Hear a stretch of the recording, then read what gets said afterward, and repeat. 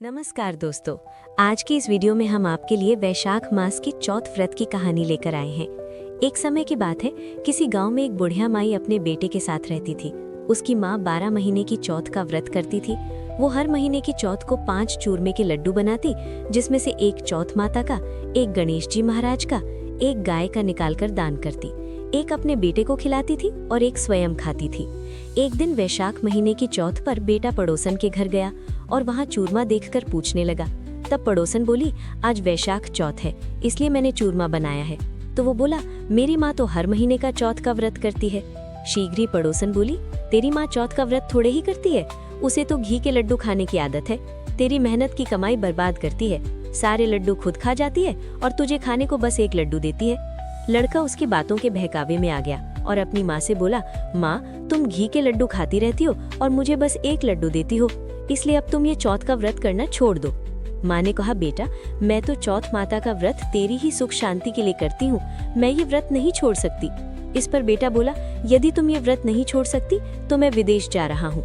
माँ बोली, बेटा यदि तू मुझसे नाराज होकर विदेश जाना चाहता है तो ये चौथ माता की आंखें अपने साथ लेता जा। यदि तुझ पर कोई संकट आए तो चौथ माता और विनायक जी को याद कर इन्हें डाल देना, तेरा संकट दूर हो जाएगा।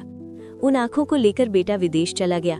रास्ते में उसे एक खून से भरी नदी मिली, जिसे पार करना असंभव था। तभी उसे अपनी माँ की बात याद आई और उसने एक आंखा चौथ माता का नाम लेकर उस नदी में डाल दिया और कहा, हे चौथ माता, यदि मेरी माँ सच्ची है और वो मेरे लिए व्रत करती है तो ये नदी दूध और पानी से भर जाए और मुझे रास्ता मिल जाए। उसके ऐसा कहते ही नदी दूध और जल से भर गई और उसे रास्ता मिल गया। आगे चलने पर भयंकर जंगल में उसे शेर मिला, जो उसे खाने के लिए उस पर झपटा। उसने एक आंखा चौथ माता को याद कर उस शेर की ओर फेंक दिया। शेर पीछे हट गया। आगे चलकर वो एक नगर में पहुंचा। उस नगर के राजा के यहाँ रोज एक मिट्टी के बर्तन का अलाव पकता था। वो अलाव तब पकता था जब उसमें एक आदमी की बलि दी जाती थी, यानी एक आदमी को बर्तन के साथ जला दिया जाता था। उस लड़के ने देखा एक बुढ़िया माई आटा पीस रही है और रोटी जा रही है।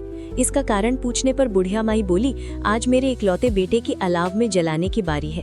तब वो लड़का बोला, बुढ़िया माई तू मुझे जल्दी से खाना खिला दे, तेरे पुत्र की जगह मैं जाऊंगा। बुढ़िया माई के मना करने पर भी वो नहीं माना और राजा का बुलावा आने पर चल दिया। साथ में चौथ माता की आंखें और एक जल का लोटा लेकर वो अलाव में बैठ गया।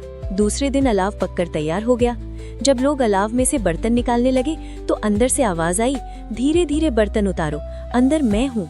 लोगों के आश्चर्य का ठिकाना नहीं रहा। उन्होंने जाकर राजा को ये बात कही। तब राजा स्वयं देखने आए और आवाज सुनकर बोले, अंदर कौन है, कोई भूत प्रेत है या कोई देवता? तभी लड़का बाहर आ गया। बुढ़िया माई और राजा के पूछने पर उसने कहा, ये चमत्कार मेरी चौथ माता और विनायक जी महाराज के व्रत का है, जो मेरी माँ हर महीने मेरी सलामती के लिए करती हैं। उन्हीं की वजह से आज मेरा ये भयानक संकट दूर हुआ है। ये सुनते ही राजा ने पूरे नगर में ऐलान करवा दिया कि सभी सुहागन स्त्रियां, बेटे की माँ और कुमारी कन्याएं चौथ माता का व्रत करें। हो सके तो 12 महीने की चौथ का व्रत करें, नहीं तो 4 बड़ी चौथ का व्रत करें, और वो भी ना हो तो 2 चौथ तो अवश्य करें ही। चौथ माता जैसे बुढ़िया के बेटे पर कृपा करी, वैसे ही इस कहानी को कहते सुनते और हुंकार भरते सब पर करना। जय चौथ माता, जय विनायक जी महाराज जी।